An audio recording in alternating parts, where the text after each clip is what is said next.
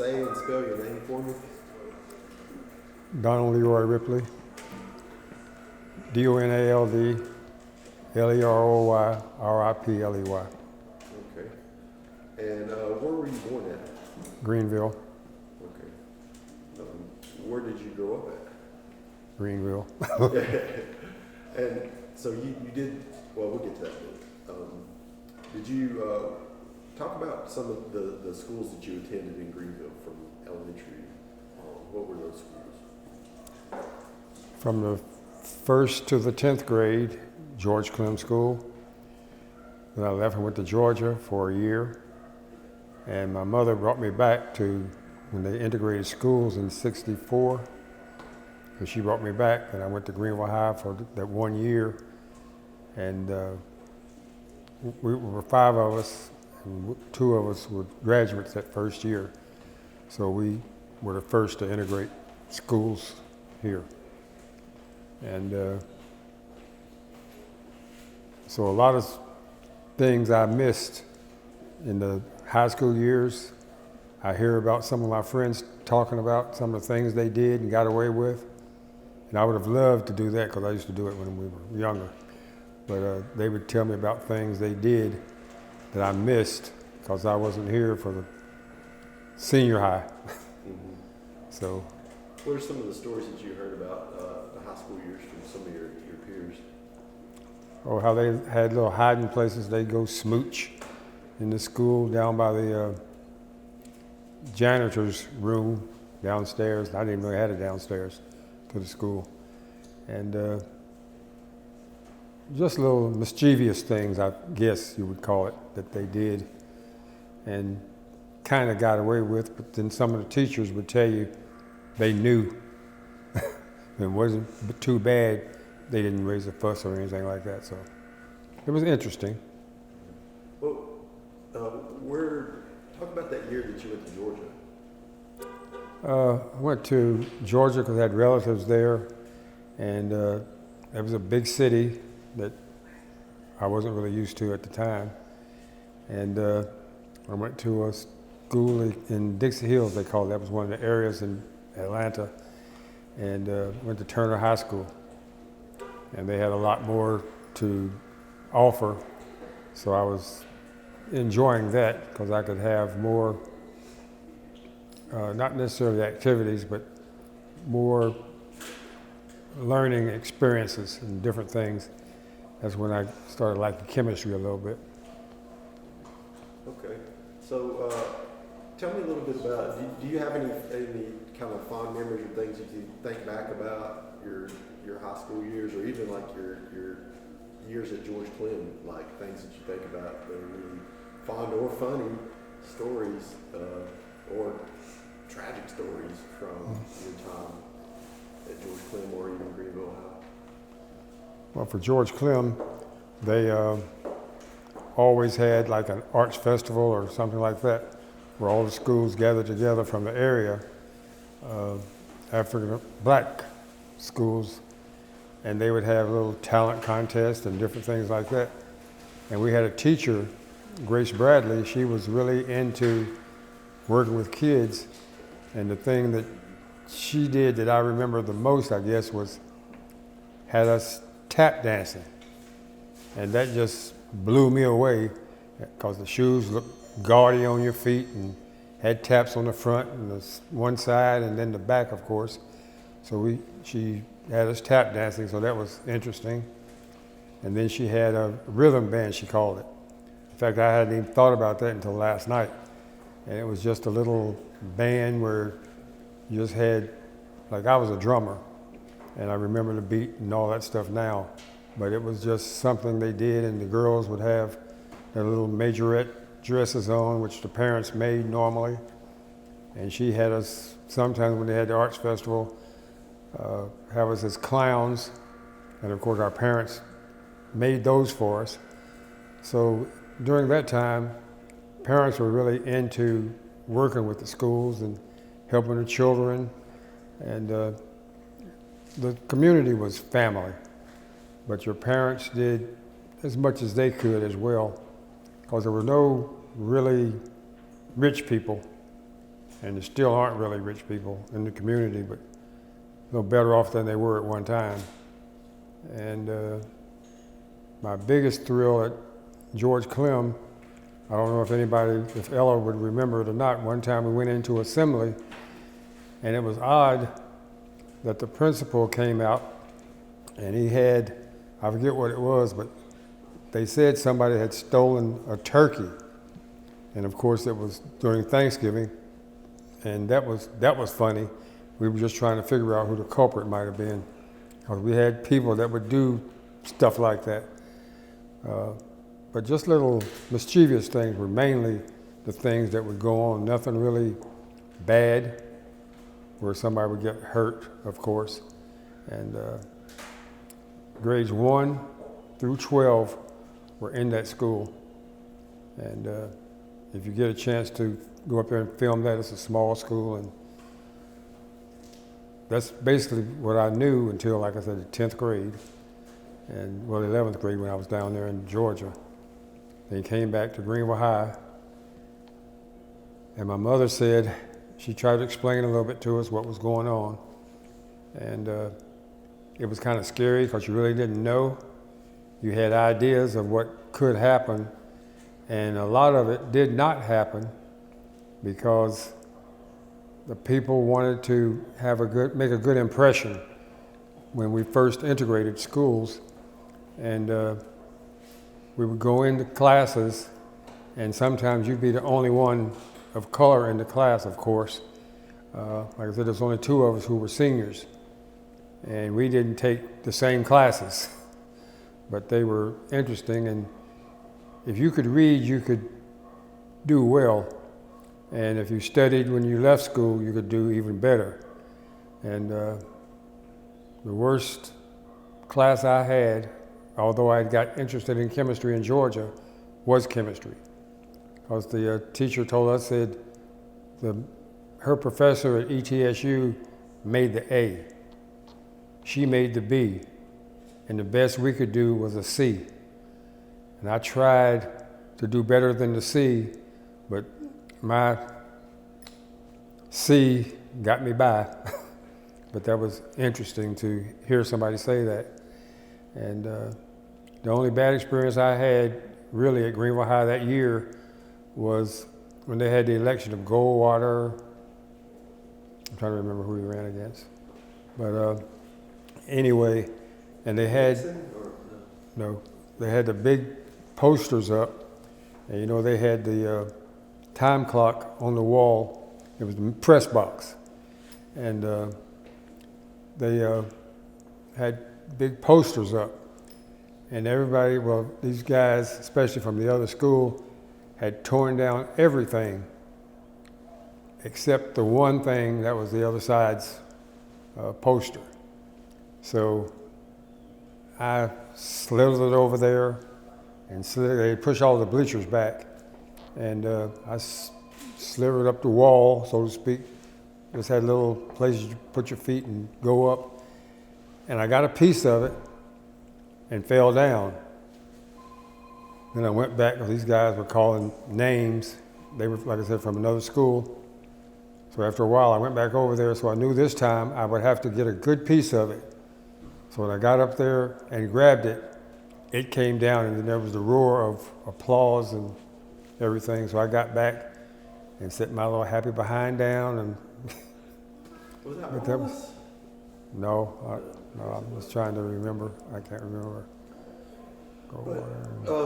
So being that first grade that integrated, when you went in, you talked about this a little bit, but did you, like, in the back of your mind, you were like, I gotta outperform, I gotta be excellent in this. Was that kind of a motivation in the back of your head? Yes, because I didn't want to let my mom, my parents down, especially my mother. She would push you to do better. And she told me one time, because I was a pretty good student, she said, you can be anything you want to be, because all you thought about was doing this and doing that. She said, you can even be president one day. And I thought about that, so that was what I was looking toward.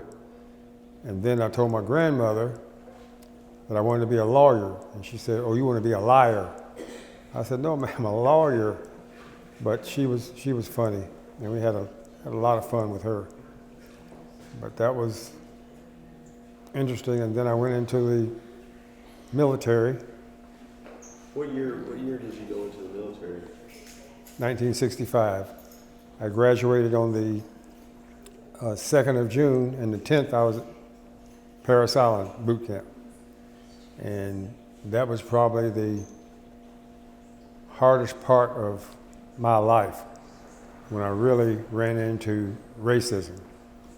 And had a drill instructor who would tell us, again, ran into only 2 of us in a platoon of 75, 2 African Americans. And they had the nerve to tell us, "We really don't want you in the Marine Corps anyway." And I said, "Oh man," I said, "this is a bummer here." And I thought about how bad they were supposed to be, and they really tried to beat us up, but we hung in there. And my cohort went to Vietnam first, right out of boot camp. And I got schools and things like that. And I went to North Carolina,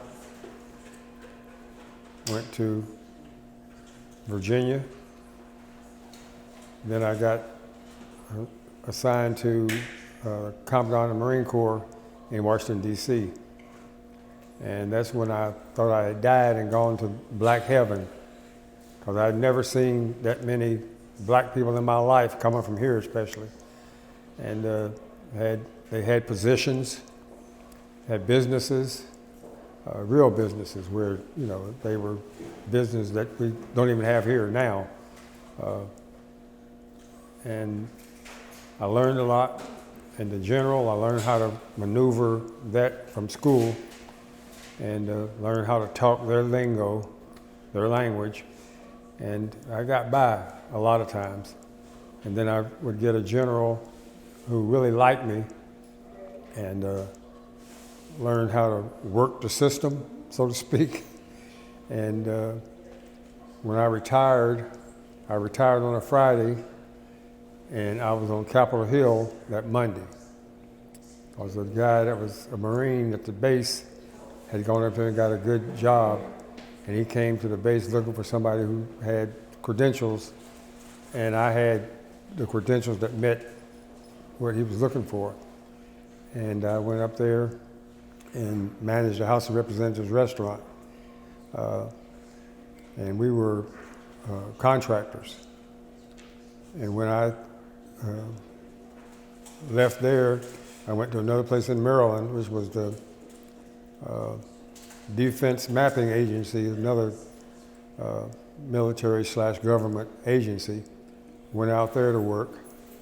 And then when I'd come home for my parents' 50th wedding anniversary, I saw my mother walking into stuff. And before that, I swore I'd never be back in Greeneville until I was too old to be anyplace else. But by her doing this, I had a concern, and I kind of knew I would be back. And I did end up coming back to Greeneville, and because she was walking into stuff, so I said my mother couldn't see. And I came back to Greeneville, and unfortunately, I saw a lot of things hadn't changed. And it. What year was that when you come back? It was 97. And I started working in the community. Then I started working in the city and county. Got to meet a lot of people, talk to a lot of people, and some of them were like the mayor, city mayor, the county mayor, knew those people. And then I got to kind of maneuver from what I had learned in DC, maneuver the system. And went to, they had reorganized the George Clem organization. And I was president of it for a while. And then I was the co-chair of the African American Task Force of East Tennessee. And we were responsible for the 8th of August being a celebration throughout the state. We went down there, and when they were in that session is when they passed the law that 8th of August would be recognized in the state of Tennessee. And we did several things, and we were affiliated for a while with SEDNET. And I just stopped doing a lot of things. And then there were difficulties in other areas. And now I've come back to the organization and to help. And some things are moving along, some aren't. And we just have to buckle down and as a community come together and just do what we say we're going to do and don't be separated, because we know that if you put your fingers together, it's hard to break them loose. And that's how I look at things. And there are a couple of us who've aged a little bit, so there's a lot of things, and health, you can't do a lot of things that we used to do. So now we just are members who help where we can. And of course, for me, with my health issues, my church doesn't let me do too much, and I'm an officer up there. The organization, George Clem organization, won't let me do too much. Well, they don't want me lifting, they don't want me falling out on them and all this. And I can appreciate it, but don't like it. Because when you're used to doing it, it's hard to totally stop. So I do appreciate them thinking of me that way. And it's just interesting to know that our people, and the word says, my people who are called by my name, I will, and humble themselves, you know, the Lord will be here with us. And that's how we have to look at things here that haven't changed much. And my parents are deceased. Like my mother, she died in December and buried here in Greeneville. She and my dad are together at Green Line out the Asheville Highway. And my dad was from here. My mother was born in Florida, lived in Georgia, and then came here with her mother, and who worked at Tusculum College. And she worked at the hospital and different things she did. Now, tell me your mother's name. What was her and her maiden name, if you know? Her name was Bernice Joyce Ripley. Her maiden name was Jackson. My dad, of course, was Donald David Ripley, and a lot of people say, "Are you a junior?" I said, "No, my middle name is Leroy. His was David." And so they hooked up here in Greeneville. And my mother went to George Clem. My dad did too. And his experience wasn't as good as my mom's, because she was feisty. And she and some other ladies, who most are either incapacitated or deceased, they used to get one of their classmates on his payday and shake him till his money fall out. I said, "You all were thugs." And one of the ladies said, "Yes, in fact, you all probably talked to her, Miss Bowers." And I said, "You all were thugs, weren't you?" She said, "Kind of." I said, "Not no kind of, you all were thugs." And do you know where in Florida her and her mama came from? Miami. Mm-hmm. And she was a child when she left, so she really didn't have any memories. And they went to College Park / Atlanta, Georgia. And they came up here with my grandmother's father, who was a cook out at Tusculum. So your great-grandfather brought them up here. Right. Do you know his name? Jackson's all I know. All I remember anyway. And my dad's father was the chef at used to be the Brumley Hotel. It's Morgan Inn now. So Then I was a chef for several years. Then we had a business, Manna Catering, and until I got sick. And of course I had to stop doing that because you have to be well to do some of those things, lifting and all that. And so it's been a journey here in Greeneville. And I wouldn't leave, wanted to, but I wouldn't leave because of my parents. And now that my mother's gone, it's going to be interesting to see what happens now. If you can, just in kind of one swoop so we have it, can you tell me where your parents are buried at and where your grandparents are buried at? If you know, you may not know where your grandparents are. My mother and father are buried at Graceland, which is out the Asheville Highway here in Greeneville. My grandmother and grandfather on my grandmother on my mother's side, my grandfather on my daddy's side are buried here in Greeneville at the cemetery right up the street, Wesley Cemetery. The big one over here. Right over here. Mm-hmm. So both of them are buried up there. My grandfather,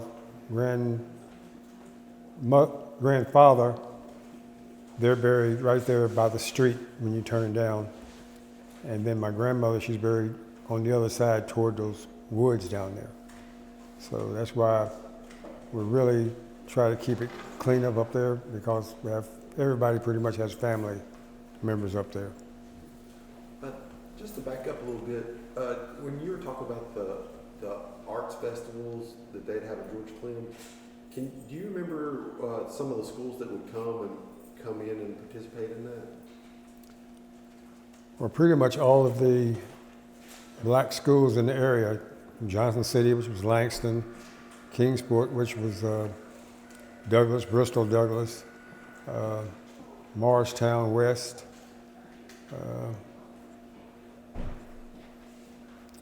they were all black schools in the area, the Tri-Cities area.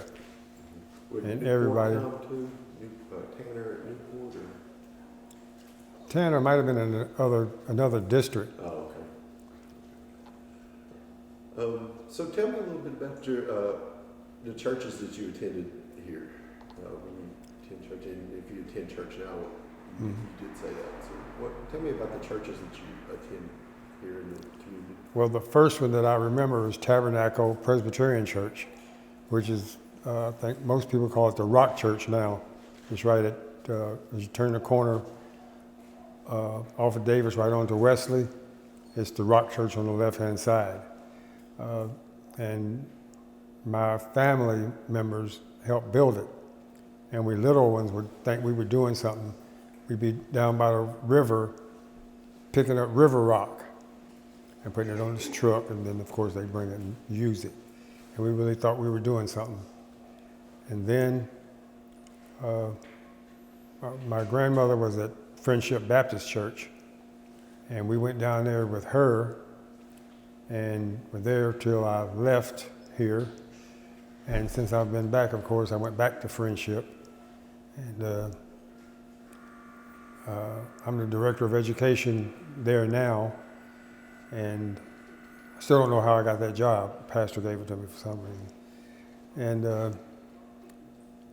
but it's just that I know that that's where we have to be with the Lord, because if you don't have Him with you, you're not going to do anything. And when it was with the task force, that was one, and here with the George Clem organization as well, we tried to pray as much as possible, opening meetings and closing the meetings usually. And they said, well, he can't have any other kind of job, make him parliamentarian and chaplain.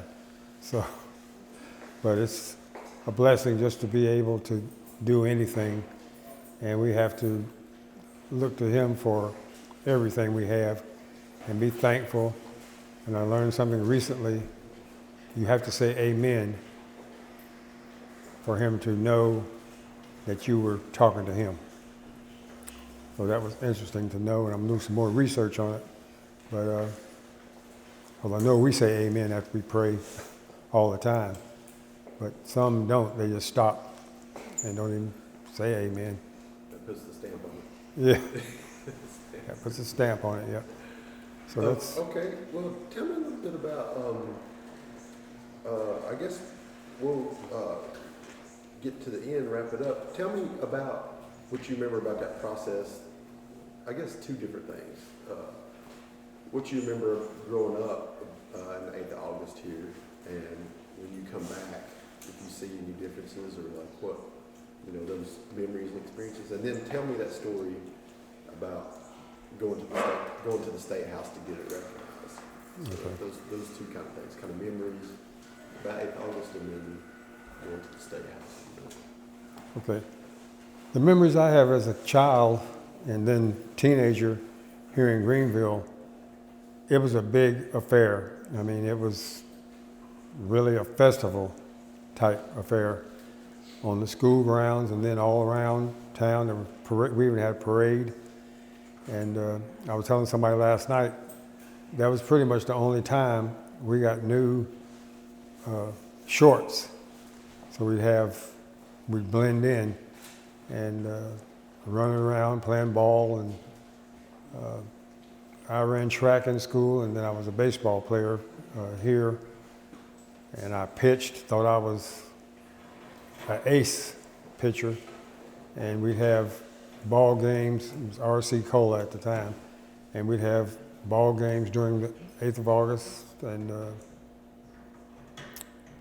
there would be all kinds of cookouts. There would be family reunions. People would be doing stuff at their houses as well as up on the field. And it was just a fun time. And the community was together. It came together. And of course, I was too young to do what some of the other people up and down Davis Street would do. But I was still peeping to see. And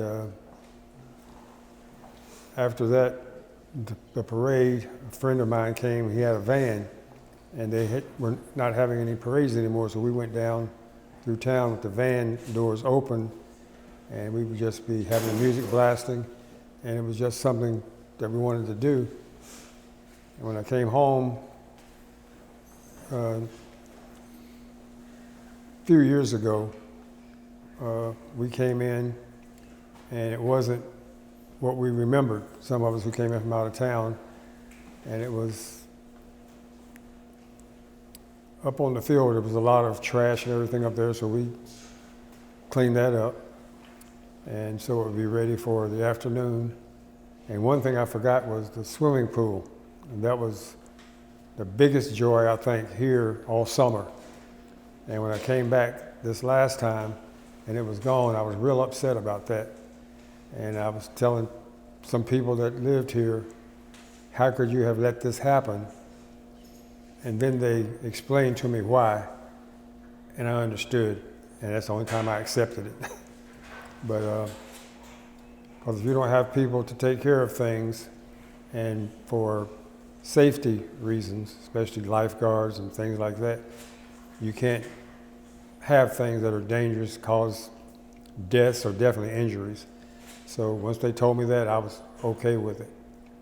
And then in saying that, there was a black part, and then there were in the black part groups separated, so to speak. That's when the task force came about, the African American Task Force of East Tennessee. And we decided, once we found out, it wasn't recognized all over the state. We went to Nashville. Shadina Dockery, who's from Newport, she was the co-chair, and I think 5 others went to Nashville with David Hawk, who was a representative from this area, and he put it in, and it got recognized throughout the state. That the 8th of August was a African-American celebration, and that's how that got done. I think that's good. Is there anything you want to make sure people know? I know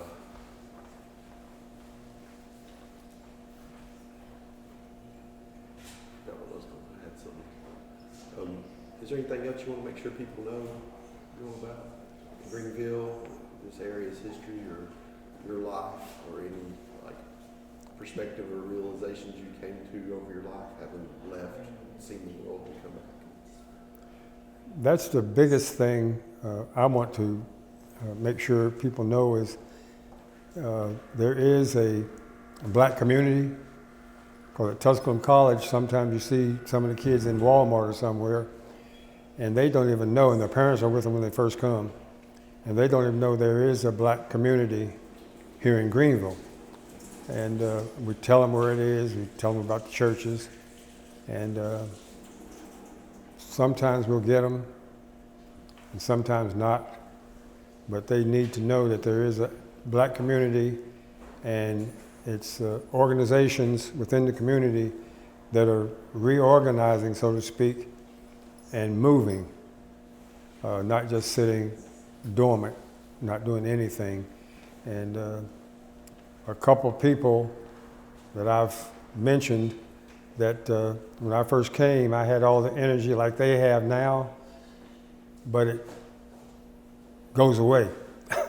Not completely, but it goes away. And I'm very happy to see people with that kind of energy, because if you don't have it, it's going to die.